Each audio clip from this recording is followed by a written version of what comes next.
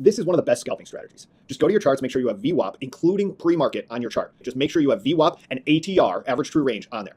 We're looking for an in-place stock to move up at least one ATR from the open and at least 0.7 of an ATR from VWAP. When that happens, we look for a gradual and choppy pullback into VWAP, that volume-weighted average price.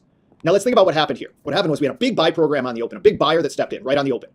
They drove the price higher, and then they weren't there as price kind of ground back into VWAP. When price pulls back into the volume-weighted average price, you can focus on the tape, or if you don't use the tape, just look at the chart, and you want to identify a buy program kicking back on. You want to see a rejection of that VWAP.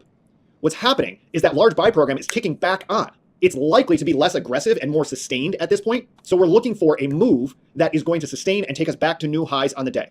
Our stop is really simple. Once we see that buy program kicking back on, our stop goes 2 cents below the pullback low at VWAP, and our target's the prior high of day. Based on our stats, we have roughly a 65% probability of this trade working out, and we can use our EV calculator to identify this example as having a 1.6 EV, the solid B trade. But why it's one of the best scalping strategies isn't just this trade. It's because it can quickly set up into another trade. So if the high of day is broken on increased volume, and price holds above the highs for 15 minutes, we can look for that buy program to sustain and continue even further. So we can look for a continuation scalp, like a base hit scalp. It's giving you a different trade because you see the buyer staying involved in the stock. That buy program stays there, and we can stay there with it while it offers us more opportunities.